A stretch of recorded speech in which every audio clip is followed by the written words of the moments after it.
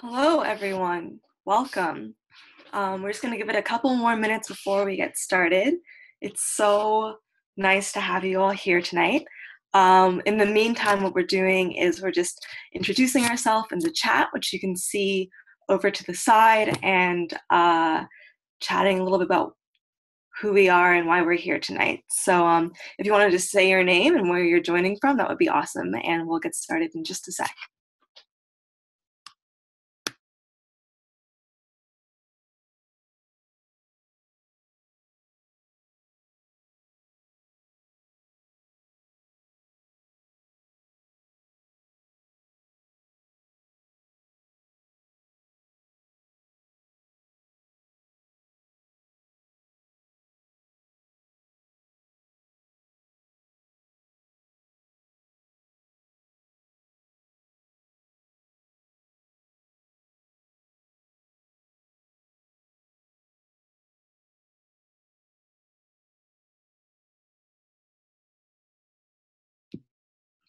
Wonderful, wonderful. Yes, get to know each other. We're going to go ahead and get started, and people will join in probably over the course of the webinar. We had about 300 people register for this, so that's very exciting, and we're super excited to get started here tonight. Without further ado, welcome to the very first Upstanders Webinar. This is going to be an introduction to the Upstanders and the movement and what it is we hope to do together. So I hope you all are as excited as I am. And I can see someone's actually already raising their hand. We're not going to get to that just yet, but Eleanor Matthews, hello. I can see your raised hand.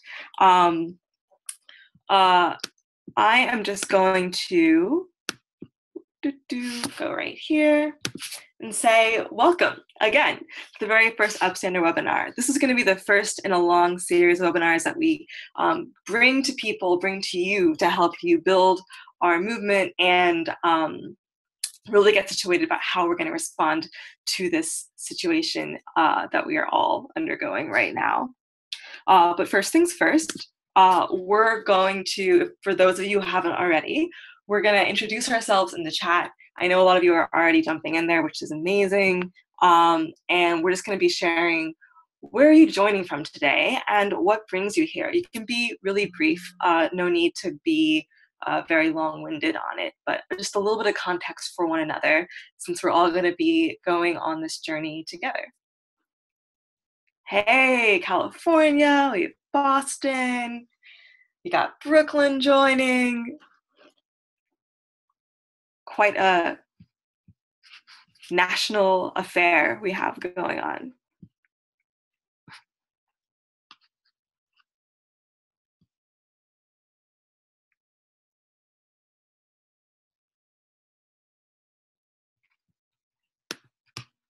Yes, we are going to fight the corporate takeover. That's exactly what we're here for.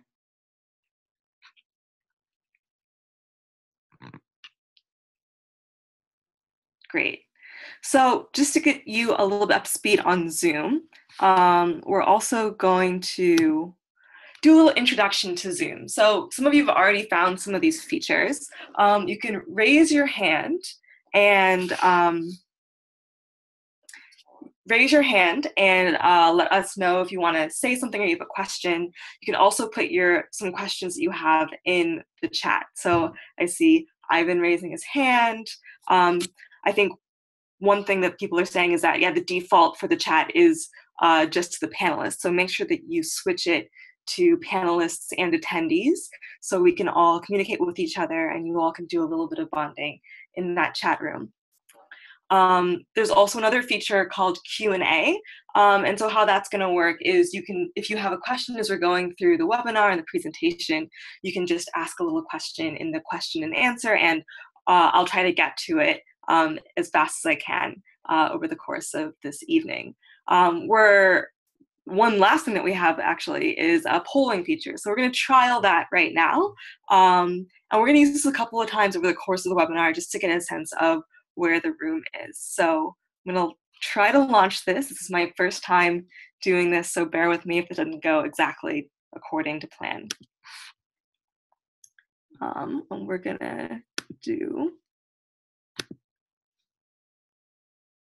all right, very fundamental. Can you see this poll? Ah, yes, great, amazing, wonderful. So we have 23 to 29 people. If anybody else wants to respond to that poll, that would be really great and really incredible. And just to show you how this works, after the poll ends, we can end it and I'll share the results. So everyone got to see that poll. We all filled it out. So that's one feature we're going to be using over the course of the evening. So I'm going to stop sharing that, just to give you a taste of that. And great. And so the last thing that we want to do before we really jump in is to give you a sense of what we're going to cover here tonight. So in this webinar, again, this is the very first Upstander webinar. We're going to cover our current political context. What is going on? How are we understanding what's happening right now? The theory of change that we've come up with in order to actually get at this massive problem, right? And the corporate coup that's going on in our democracy right now. And we're going to talk about the first 3 steps we're going to take as a movement. So I'm going to do a little temperature check, and in the comments or in the chat, you could let me know how you feel about that as far as like a broad oversight for this webinar. I'll try to answer any outstanding questions we have as well, but just let me know if you feel good. You can do a +1 or a thumbs up in the chat, and then I'll know that we're all feeling good about what we're going to talk about tonight. Awesome. Thanks, Ivan. And to give you a little, it's good. Yeah, let's do it. And so the only other thing that I'll say is time-wise, I think this is going to probably run to be about an hour. Hopefully it won't run too far over that, but I just want to give you a sense of how long we're going to be on our call together today. Great. Sounds good. Wonderful. So let me introduce myself.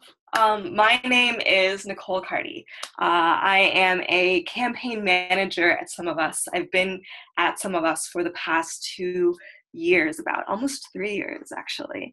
And over the course of my time at Some of Us, I have led a bunch of campaigns. Maybe some of you have gotten emails from me. Some of my more notable campaigns have been around Nestle. We helped in Hood River, Oregon, to stop Nestle from taking their water, and had a ballot initiative there. That was one campaign I was a part of. And also I run campaigns, the Free Kesha campaign. I don't know if any of you saw this or remembered this. Last year, we went after Sony to get it to drop Dr. Luke. This campaign actually recently won. And I've also run campaigns, a recent campaign against O'Reilly in collaboration with a lot of other organizations to get him off the air after his alleged, his allegations of sexual assault were raised against him. So that's a little bit about me and Some of Us and where I'm coming from. But I've been doing this work for a bit longer than Some of Us, and I've been doing work outside of Some of Us as well. One thing that I have been doing and did in 2014 was I was a part of coordinating the Millions March in New York City, which was a march of about 100,000 people in New York City to stand up against police violence and to really, it was a very pinnacle moment for the Black Lives Matter movement. So I've done work with that movement and done trainings for organizers over there as well. And I've also been a trainer at a training institute called Momentum for the past couple of years. And Momentum is a training institute and movement incubator that's dedicated to big organizing. And what we do through Momentum is we help people build movements, and we train people, train organizers on how to build successful movements that can change the public conversation and change the way we see and experience our world and win the things that we really need to win for a just future for all of us. So those are some things that I do outside of Some of Us. But I really got my start in the progressive space at Occupy Wall Street, where I was a facilitator and facilitated crowds and processes of hundreds of people to make decisions in Occupy. And I went down to Occupy for a few reasons. One, because I had been organizing in college, and I was trying to take a break from organizing, but when Occupy sprang up in my backyard, I had never seen so many young people, so many people of my own generation stepping into their own power and speaking against the things that were going on, especially in the wake of the 2008 financial crisis. And so I was really inspired by people down there to take a stand, and it was a very transformational experience. We spoke out against corporate corruption. We kind of found our voices 99%, and we began to talk a big talk about the future that we could build together, and the core injustices that existed in our society. I also graduated from college in 2010 and into the worst economy that had been around for a couple of decades. And so with a huge burden of student debt. And so a lot of the core issues of Occupy were speaking very directly to me. And that's where I kind of got into this organizing world. And I got into the movement world, and I began to see the things that movements were capable of. Because since Occupy Wall Street, we've been involved in a conversation about income inequity and corruption and money in politics that did not exist in the same way before that movement. That was a movement that was fundamental in shifting how we as a culture talked about what was going on around us. But I also went down to Occupy Wall Street because of the origins of Wall Street. The wall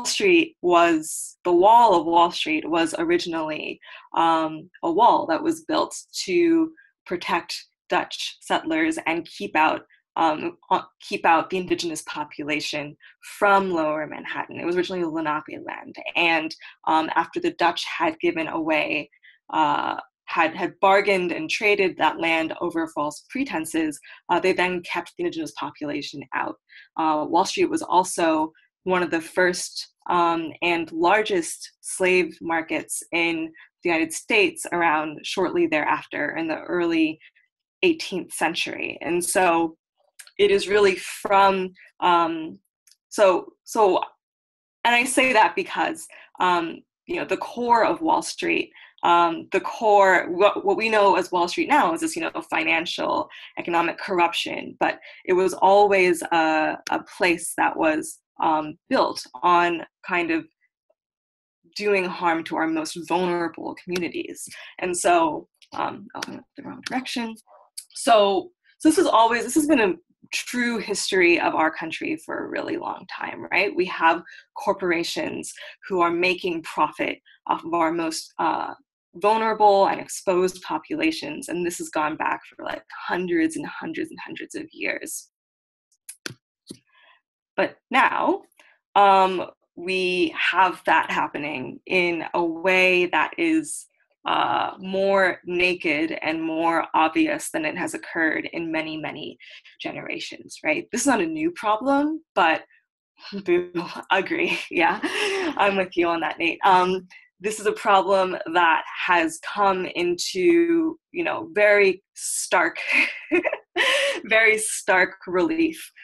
Just go to the next slide. Okay, I hear you. This is 45. We all know what he's about, but we also know that he has put into his cabinet some of the wealthiest corporate CEOs, the wealthiest corporate cabinet that we've seen, I think, possibly ever in the history of our country. We have Rex Tillerson, Exxon CEO, as our Secretary of State. I mean, when did we ever think this was going to be possible, right? Having a CEO of one of the worst, most atrocious mining or extractive companies in the world, using the office of Secretary of State to extract from populations all over the world, right? And we've seen the passage of Keystone Pipeline since Trump came into office. We've seen him clear the way for the Dakota Access Pipeline. We've also seen Trump put into office Jeff Sessions, right, who is uniquely targeting our most vulnerable populations, right? Our immigrants, our people of color, Black people, brown people, right? He's an incarceration machine. And suddenly this has been elevated to a level of, seniority in our office. This is the top cop in our whole country, and he's got an agenda against marginalized community. He is, making hostile legislation against immigrants and rolling back or thinking of rolling back legislation that has been put in place to fight mass incarceration. So the likes of this cabinet is a situation that we've never really seen so nakedly before. And who is at the opposite side of it, right? We have communities of color, right, who are facing harsh penalties, who are suffering the most from these legislations, from these people who have been ushered in underneath the Trump regime. We have immigrant communities who are being torn apart. Our communities are being torn apart because of the actions of these men, let's call it what it is, who are shaping our policy and have very little resistance besides our resistance, but little structural resistance to their agendas. And again, we have our most serially harassed communities and populations who are just standing for the most basic things that we need. These are the Standing Rock Sioux, and who knows, you +1 in the chat if you are familiar with Standing Rock and the No DAPL protests that happened last year, right? These are folks who were just standing up for our core needs, right? Everyone, right? So inspiring. Standing up against the extractive industry for our most basic needs: water, land, rights, sovereignty, right? These are the people who, again, are getting shuttled under the bus in Trump's administration. Who else is under siege in this moment, right? Put it in the chat. We just saw a horrific piece of legislation pass the House last week, right? That targets our poor, targets our sick, right? And it's basically a tax cut for the wealthiest among us, and makes healthcare a heck of a lot harder to access. Trans people, absolutely, right? Our LGBTQ community, our elders, yes. Let's keep tossing about who else, right? Women, right? Women are completely under attack right now as well. Is that right?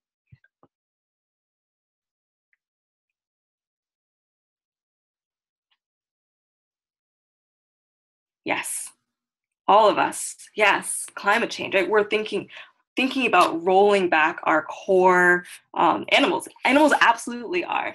They are, Trump is reining in policies that actually protect our wildlife foundations, right? And so he's making it more difficult for our animals. Anyone who uses the internet, right? Anybody who wants to have free speech, any protester, any person, peaceful protester, cities, your oceans, right? Exactly.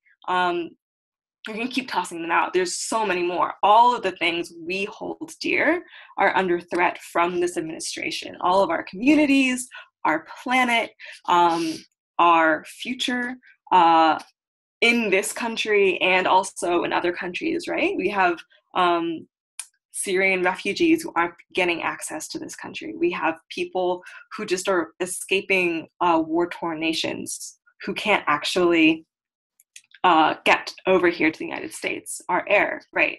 Science, right? Science itself is under threat, right? Even just logic, and these are all under siege right now. And who is winning? Who's on the other side of it? Corporations, exactly, right? The rich, the billionaires, the people who are benefiting off of profiting off of our incarceration, profiting off of our detention. The 1%, Trump himself is profiting immensely, and his billionaire cronies are profiting immensely. All these corporations, Geo Group, right? Geo Group stock has risen tremendously since Trump came into office, and Sessions got rid of all of the protections against for-profit prisons, right? Insurance companies who are looking to score huge in the result of last week if Obamacare is repealed, right? Republicans, for sure. ExxonMobil. I don't think even Republicans are probably kind of scratching their, looking for something else right now. Walmart, Disney, all these companies that exploit labor. Nestle, right? Nestle right now, I learned actually, is trying to find someone to sit on Trump's board. They want to put one of their people in his cabinet. So it goes really deep, right? And what you have was a candidate who essentially ran through a guise of populism, through a guise of standing up for people, but in reality has handed over our democracy, our future, our resources, our communities over to corporations who mean to benefit off of them. So Trump, his billionaire friends, all the corporations, that is who is winning right now. Amazon, the Ubers, the Exxons, and Trump is using his office to make money for himself and for his cronies as well. So this is what is happening right now. This is our political reality. And if we don't take a stand, we're all going to lose. Everybody else is a loser, right? The kids in school, our communities, our world's most vulnerable populations, our planet, our futures, our constitution, our next generation, everyone is poised to lose right now. So this is pretty extreme, right? This is a unique moment in our history, and these are forces that have been building for a long time, but right now they are stark and they are very vicious, and democracy itself is under threat. So that's exactly why we are building a movement. That's exactly why we thought, okay, we've been doing corporate campaigning for a long time at some of us. We've been working on these issues, but this is a unique threat. This is a potential complete corporate overhaul of our democracy, and we have to do something more. We have to actually organize. We have to get in the streets. So this is why we created Upstanders, because we have to fight back and defend everything that we hold dear. So our mission is to end the popular, economic, and political support for Trump's corporate coup. And how we're going to do it is we're going to run campaigns and boycotts and protests to pressure people, politicians, and businesses to pool their support, to withdraw their consent from Trump's corporate agenda. Sound good? Hopefully that sounds good. We're going to dig into that a little bit more about how exactly we're going to do this.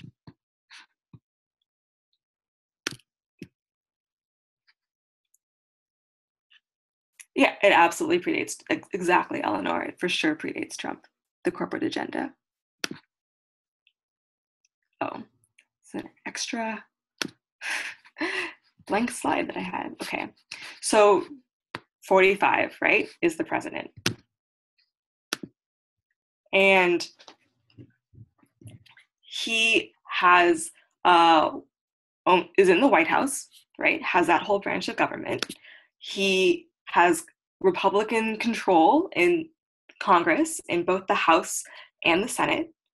And he also has, control over who gets to be named a Supreme Court justice, right? This is a man who has a corporate agenda, who is the most corporate agenda, who's literally ushering in the CEOs of corporations to make decisions that affect each and every single one of us. And he has very little friction from any of these branches of government. They're all with him. He has attacked the press. He has attacked the right to protest. He's attacking many of our communities.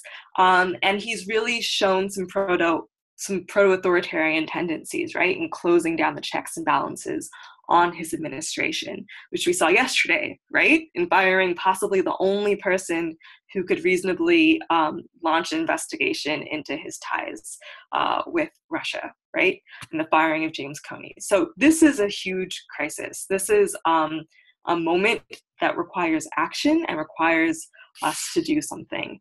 But unfortunately, a lot of these levers, we don't have the majority, right? There's been a lot of incredible organizing happening recently with the indivisible groups pressuring legislators, pressuring, representatives and senators to act and resist. And Brand New Congress is a really good electorally focused mission.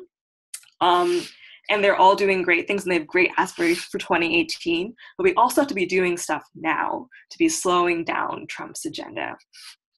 So this is all this incredible electoral work that's been going on. But really, that's just one understanding of how power operates, right?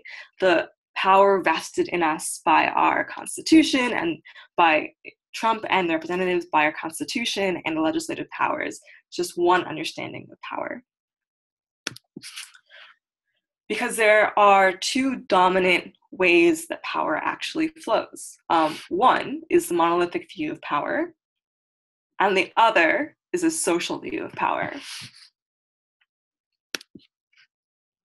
So in the monolithic view of power, this is our dominant understanding of how power operates in our society.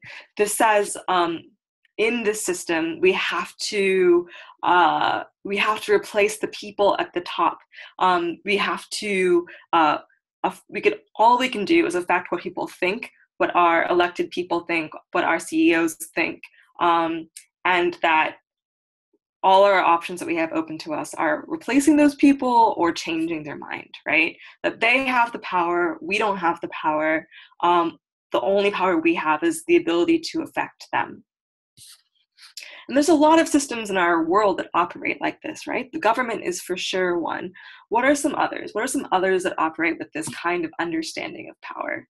That there's a top boss and then everybody else just kind of like, yeah, school. Exactly. Trickles down. School absolutely is like the total hierarchy. Corporations, again, they replicate this, right? CEO, chief executive officer. It's replicated all across our society in a lot of institutions. But it doesn't have to operate that way. That actually is only one way of looking at things. Ooh. Oh, wait, what is this? Why did it go back? Sorry, 1 second, folks. And the other view of power, I didn't realize why I did that. Let's just go back. So we'll go back here for a second. So again, this is in the monolithic view of power. The monolithic view of power says, well, Trump is president, he has the Congress, he has the judicial system. There's nothing else that we can do. All we can do is try to influence how people operate there and change their minds. That's it. And there's a lot of good work that's been going on this, but again, this is not the only way to harness power. Because there's also the social view of power. And so the social view of power, and I should mention, this is a framework that we train on in Momentum, which is the training institute that I also do work with. But this is a view of power that says power is distributed throughout society. Actually, in our cooperation, in our consent, in our skills, in our labor, in our knowledge, we actually prop up authority. We have a part in participating in systems that maintain authority, and we also have the ability to pull that consent and pull that power out. So this theory of change for this view of power says power operates with the consent of the governed, and if enough people withdraw their cooperation from the system will be forced to change. And I think anybody who's tried to put a 2-year-old to sleep understands this, right? Because in that situation, you are the authority, you're the adult, but 2-year-olds have a great sense of non-cooperation. They'll fight you, and you can feel very powerless, right? When you don't have authority actually given to you, you begin to feel how frail the system can be. And the way we understand the social view of power is with the pillars of support.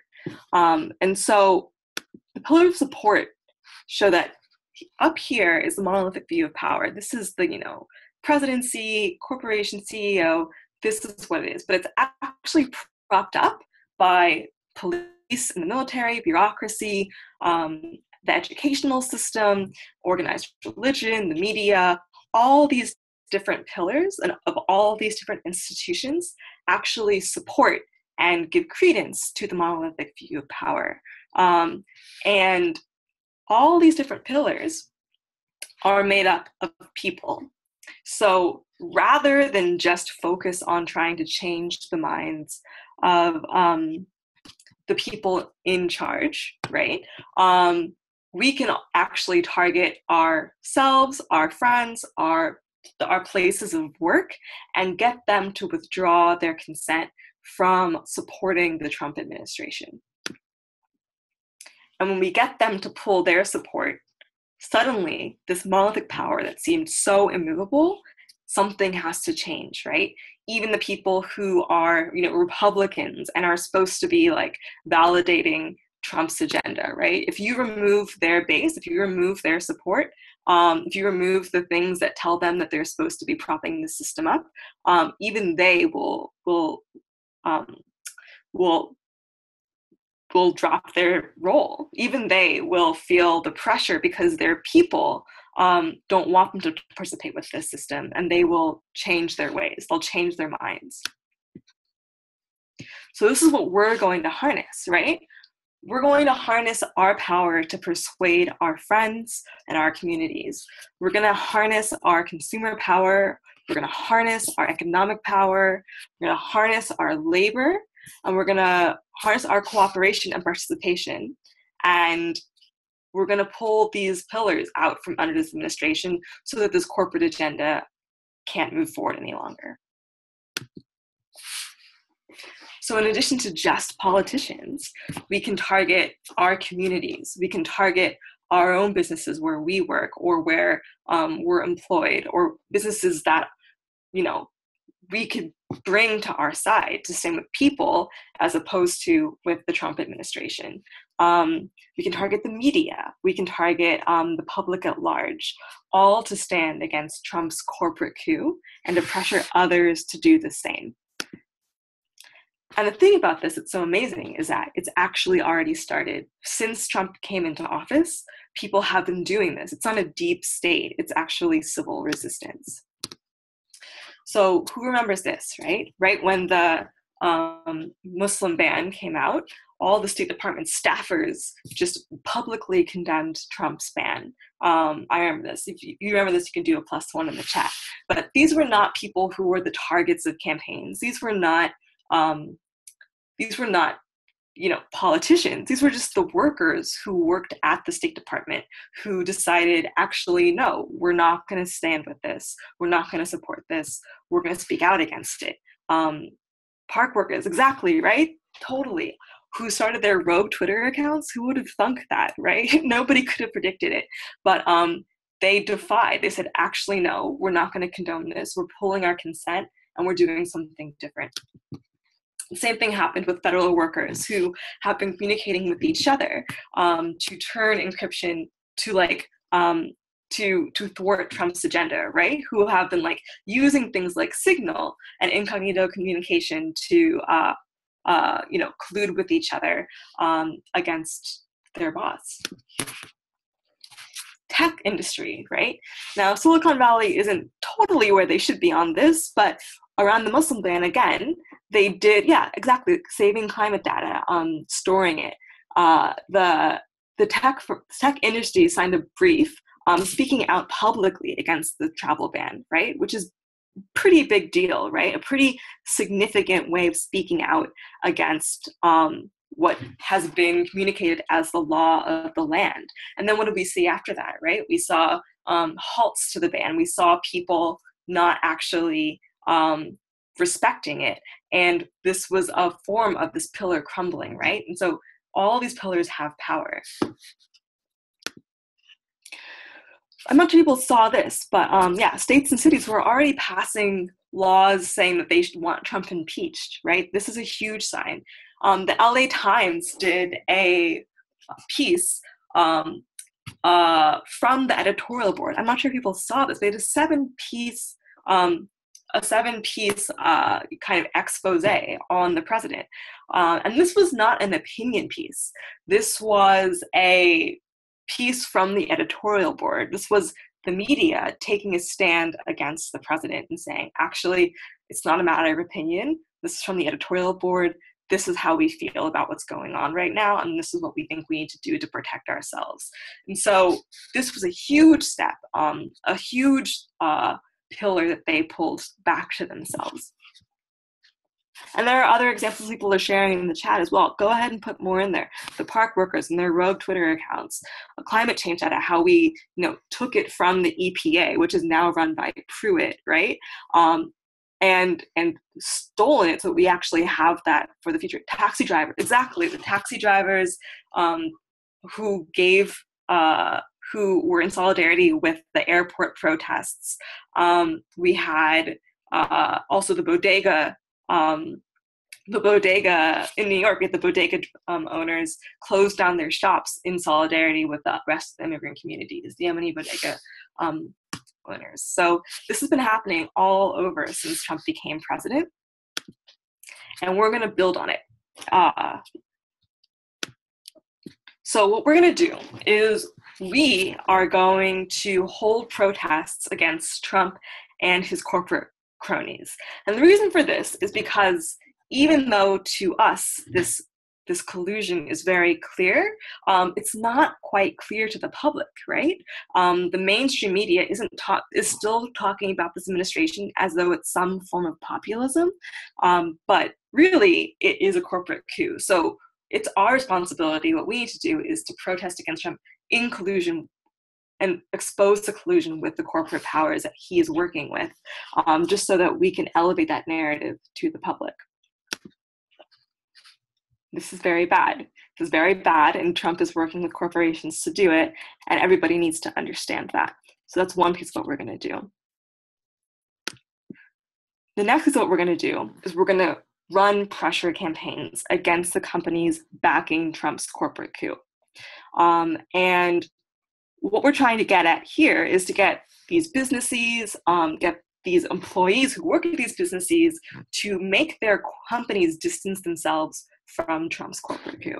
So we're talking like Silicon Valley, people who work at Facebook, people who,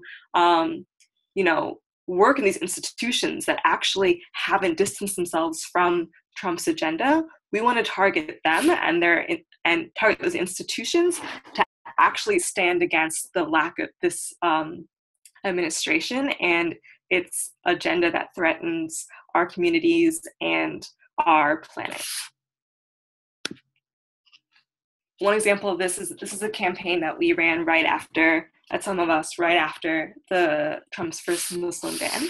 And it was pressuring CEOs of Disney and IBM and the other companies that sit on Trump's advisory board to publicly distance themselves from this administration and to speak out against it, right? So we're going to back this up with people, with marches, with actions across distributed targets and campaigns, just so that they really feel the pressure and they know that there is a cost to continuing to support this administration. And the third thing we're going to do is we're going to run boycotts to let companies know that there is a price to pay for selling at our communities and our planet. You all saw the Delete Uber boycott, right? You get to +1 in the chat if you did. But this was a moment where you had this, this is a way we harnessed our consumer power to pressure companies that were in collusion with Trump. Yeah, and Amazon for supporting Breitbart. We've also done stuff like that to really make it visible that it's not responsible to sell at our communities and sell at our planet and to cause this distress. sow this distress across our world, that if they are a good company, they're standing against Trump, and they're not just going with it because it's going to give them a tax break. So this is one thing we're going to do as well. And so through all of these efforts, we're going to we're going to change the economic and popular narratives surrounding this regime, because they aren't what they need to be yet. And we're going to pull the support from Trump's corporate agenda by staggering our boycotts and staggering our campaigns so that people know what side it is they need to be on. And it's the side that actually cares about our communities and our future and our planet, not Trump and his corporate accomplices. In short, this is what we're going to do. So I'll just wait for the payoff. Yeah.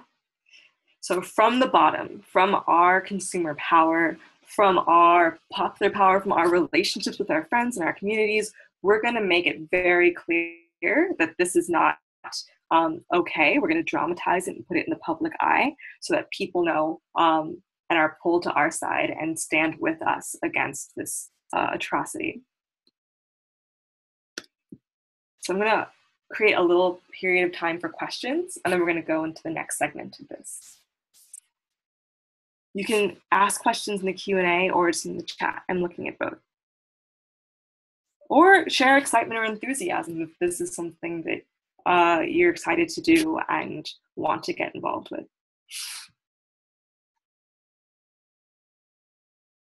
Yeah, absolutely. I mean, part of the way we designed this, so one piece of background is that we're talking with partners all across the left. Yeah, we're going to get into that, Jean, in just one second.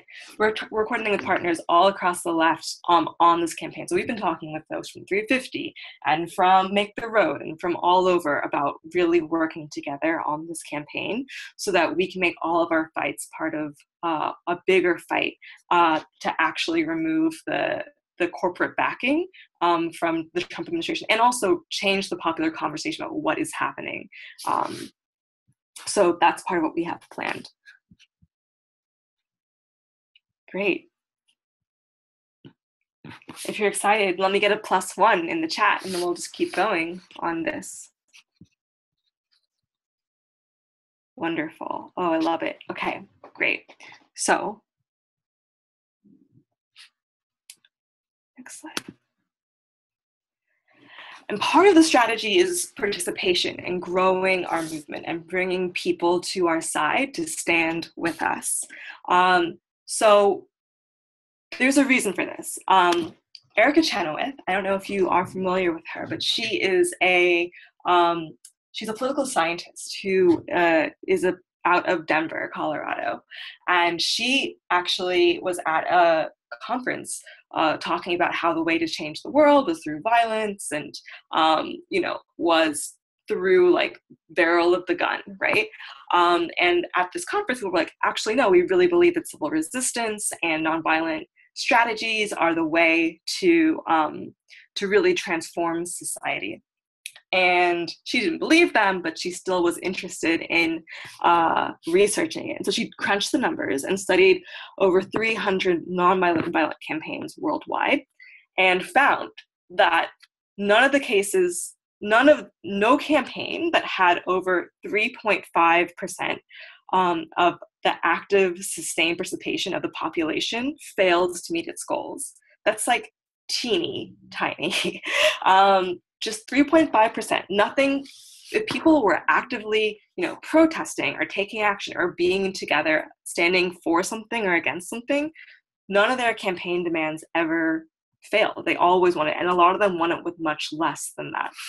So this was a really insightful piece of data that came out a few years ago, and something that we thought about very intentionally when we were designing our campaign, because the name of the game is making it clear that our side is the right side to be on, and that Trump and his corporations and his corporate coup, those are the enemies. Those are the ones who we don't actually, who aren't with us. They just aren't with us. Our side is the obvious side. So part of that So what does that look like?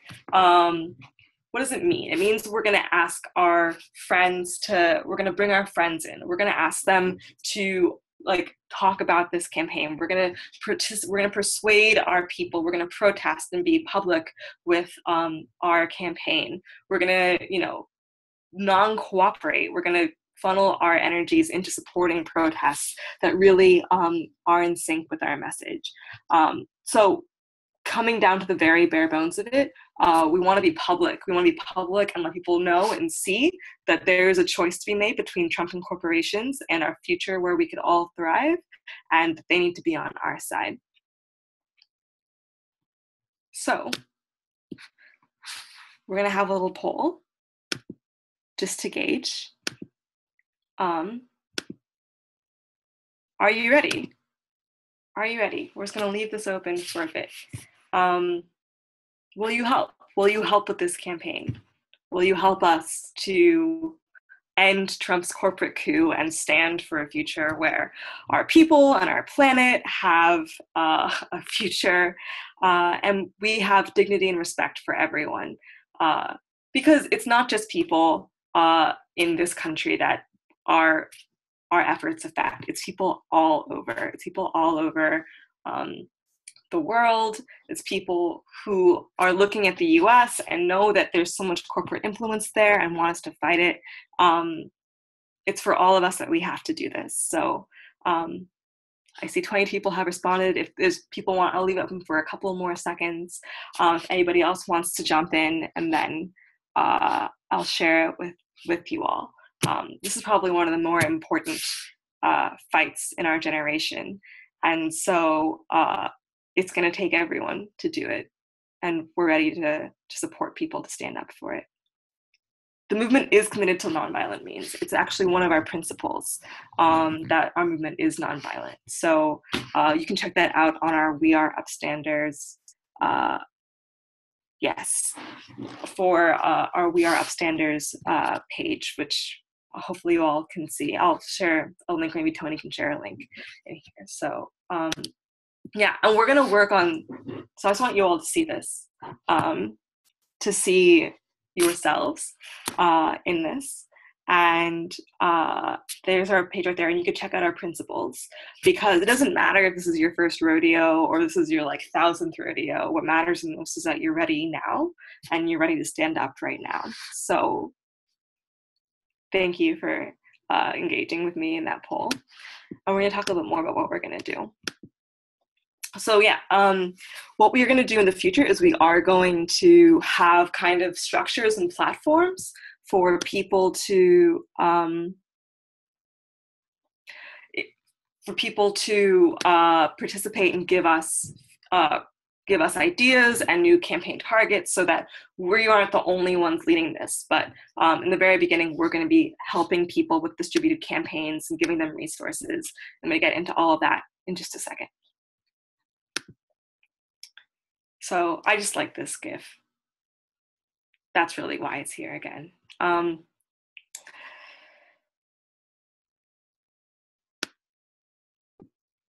So a bit of historical context is we know this works because it's worked before.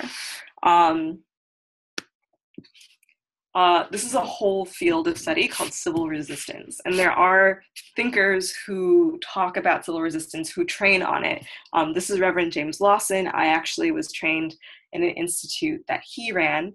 And I don't know if people are familiar with him, but he is one of the main architects behind the lunch counter sit-ins and campaigns that ended up desegregating the South.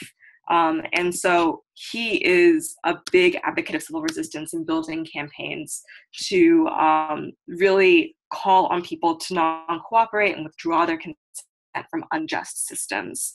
And one of his most successful campaigns he was a part of was the Nashville campaign. And the Nashville campaign was a campaign that began with protests. It began with dramatizing and showing to the world, here is the problem, right? The problem of segregation.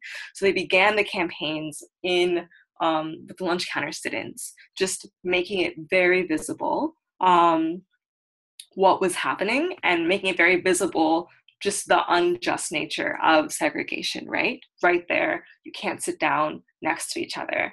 And so they use that moment to make very visible the problem.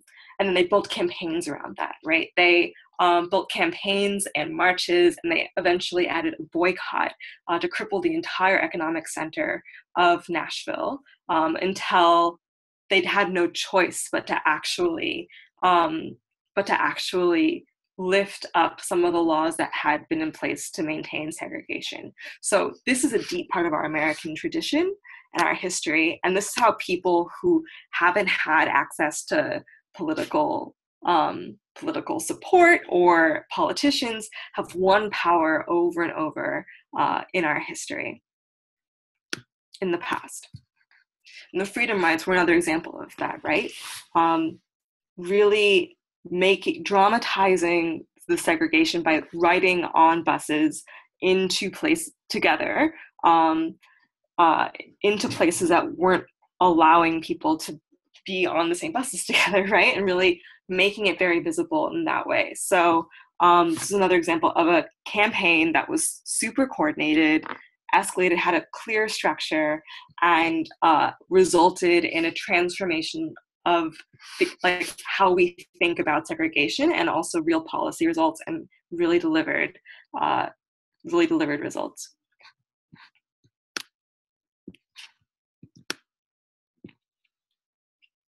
So none of these happened just organically or accidentally. All these people were trained, all of them were supported, all of them were given tools to craft more strategic campaigns and plugged into something bigger. And that is where we come in. We're going to be supporting you all with everything that you need to really escalate and dive in this moment. We're going to be giving you trainings about how to, run a meeting, and how to how to hold a press conference, how to do all of these things from our expertise, because some of us like myself, have been doing this for a while. And I know that we need each other to actually do this, the scale to a scale to which we'll be successful. We'll be supplying you with distributed campaigns that you can take part in a distributed fashion. There was a question earlier about how we could bring this back to a local level. We're going to be running campaigns against targets that have targets everywhere, right? Like Chase Manhattan, which has branches all over. We could do protests in coordination to really amplify the message that collaboration with the Trump administration is not going to do anyone any good, and they have a choice to make. We're going to be building and crafting support structures so that as you all grow your organizing, you can support each other, and we're not the person support each other and strategize together and come together with ideas and things that you want to target without our involvement. So we're going to be putting the things in place to help you communicate to one another. So hopefully that sounds good. If you like the sound of that, you can give me a +1 in the chat. And I think Nicole, you bring up a really good point as well about the media, because right now, for the time being, we have open media, right? We have the internet. And so we're going to be also giving you trainings on how to use Facebook Live and how to really communicate through social media, because that's where your friends are. Those are people that we need to recruit into our movement, and how to communicate effectively there. So we're not just relying on mainstream media. So we'll give you media training for traditional media, but also for social media, and really amplifying messages amongst your friends and your network. Great. So here are going to be our first 3 steps that we're going to take. I hope everyone's ready. I'm ready. So the first thing we're going to ask people to do is circle up. We want you to chat with your community, to chat with your folks, and bring them together to really talk about this moment.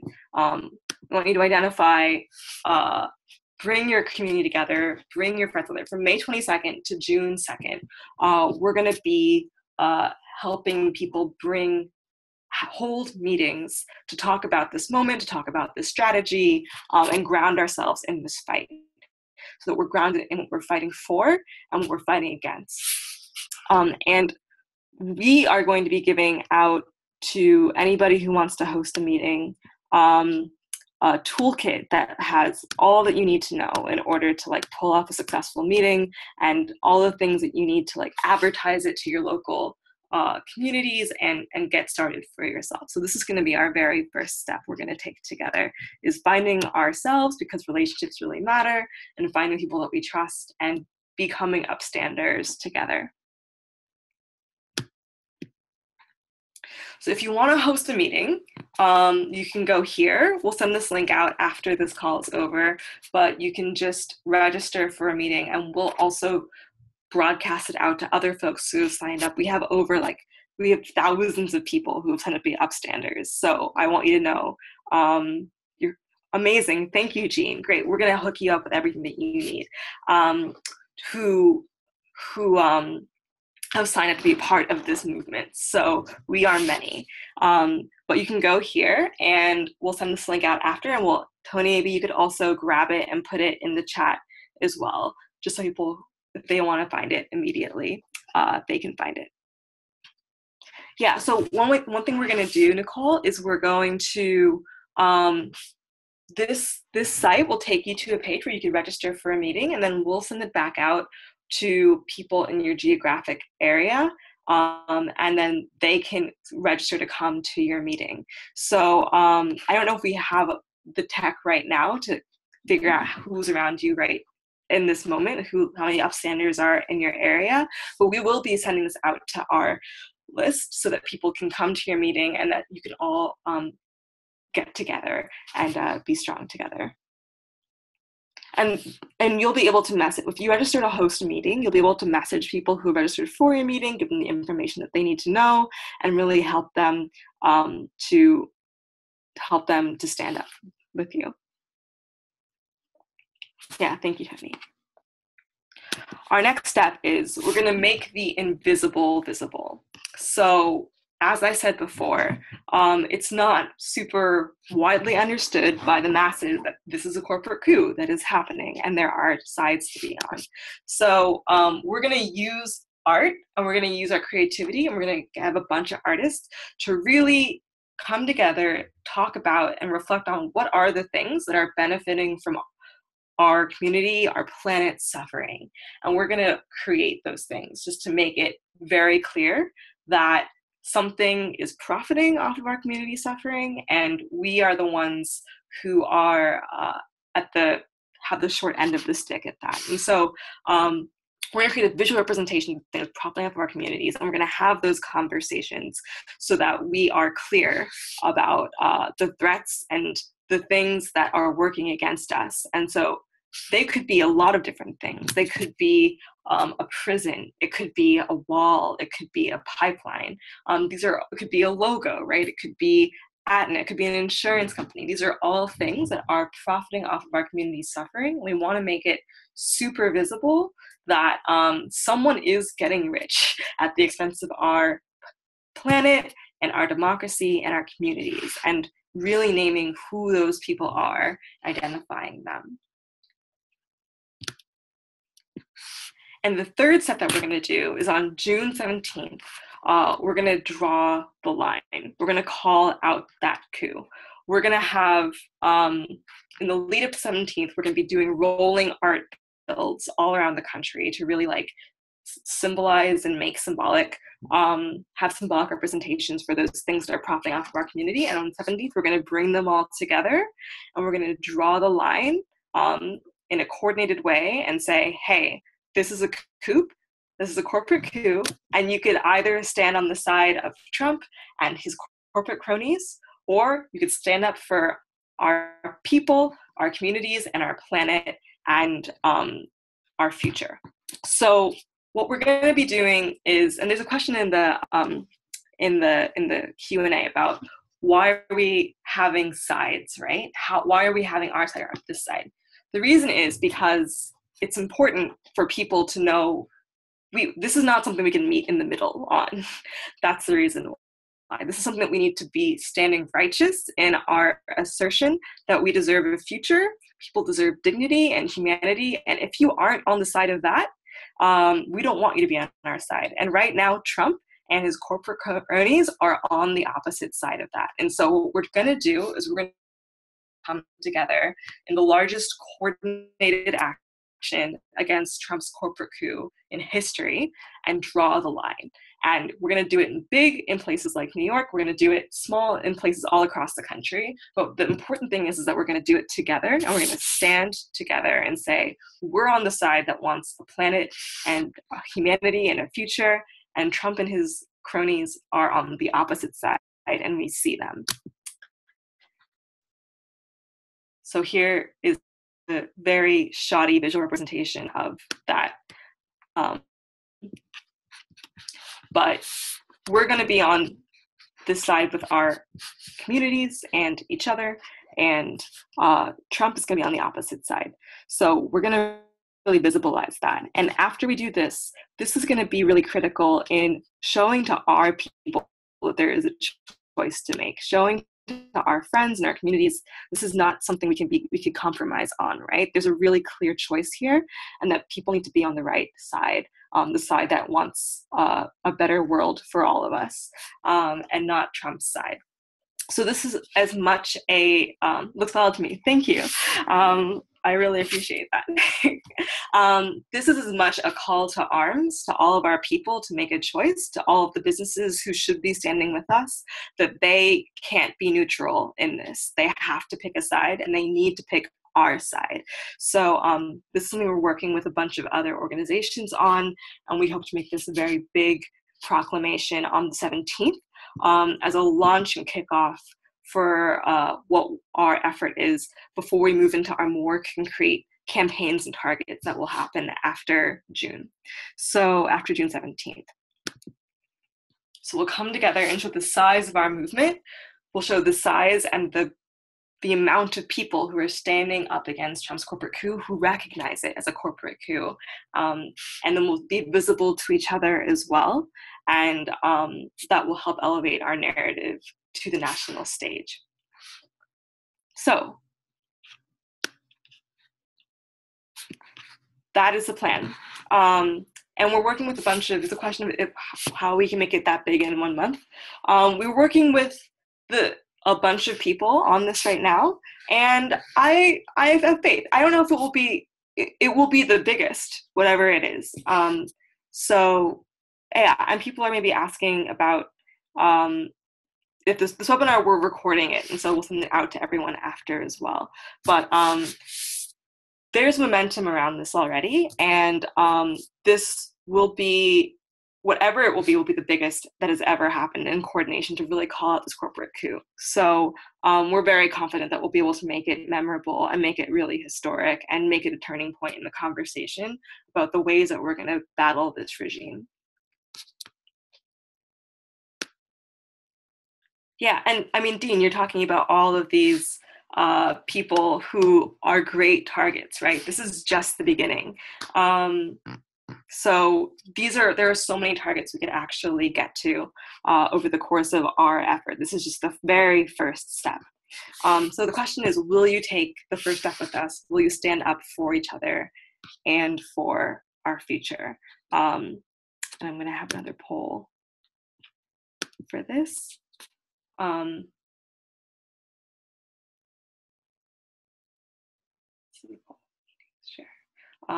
So will you host, or will you go to a meeting in your community? Will you take the step that we need to take in order to end this corporate coup? Because we're stronger together, and the more united we are, the better. And we can send you a bunch of information, because maybe not everybody feels very prepared to host a meeting, but we could definitely hook you up with the nearest person holding a meeting in your community. But this is a pretty important fight for our future, and it's important that we know each other and stand on the side of justice. So great. So I'm looking at the responses, and oh, I know Lee Camp actually, personally. That's a great idea. Yeah. Again, we're working with a lot of different people on this campaign. And so, and we built it very intentionally because this is really the fight. This is the fight that we have going. This is a fight for our future. This is the only fight that there is right now. And this is the only fight in some ways that there ever has been. So I'm going to go ahead and share this with folks. And I'm happy to share that a lot of folks want to come to a meeting, and a few people really want to host. And so we're really excited about that, and are going to be hooking up with you guys to make sure that you have all the things that you need to host a meeting in the next couple of weeks. We've been working as a team on it for a long time. So yeah, and then one other question is, it matters that our movement is visible. It matters that people can find a front door into our movement. So we're gonna ask if you can share. Oh no. Hold on. If you can share this, share our page, share our meeting share our site on social media. And thank you so much for those of you who have said that you were going to host a meeting. But we also know that our people really matter. We're trying to pull our communities into this fight. And wait, I can't relaunch. We're trying to bring our communities into this fight. We're trying to galvanize our people and to make sure that they know what is happening and make sure that we're all aware of what hangs in the balance right now. And so it's very important that we bring our people into the movement and really share this opportunity, share what our plan is, share our intention, and share the stand that we're taking, because again, this is the fight of our generation.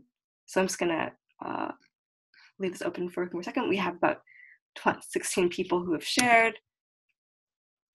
Great, amazing, thank you, Janice. Awesome, I love seeing the enthusiasm in the chat. Wonderful. Let me just go ahead and share that with people. And yeah, I mean, the thing is that Trump is getting wealthy off of this administration in a lot of his position in a lot of different ways. And so, I think that if we were to unearth, where his taxes were, it's very possible that there would be elements. But the thing is that's important about this campaign is that there are things we can do right now to actually slow his agenda and make sure that we have a future that works for all of us that are within our grasp. So, and we already asked this question. Great, so thank you. Without any further ado, welcome to the Upstander movement. We're gonna share this video, we're recording it, we're gonna share it out after this call, probably tomorrow or the next day, just so people can access it again. And again, really appreciate all of you coming to this call with us and standing up for the future where we can all thrive. So that's all I have for today, and we'll be talking again really soon. In the meantime, help us grow our movement, and we'll talk to you in a short while. Thanks so much. Have a good night, everyone. I'll say good night to everyone. Thank you. Bye.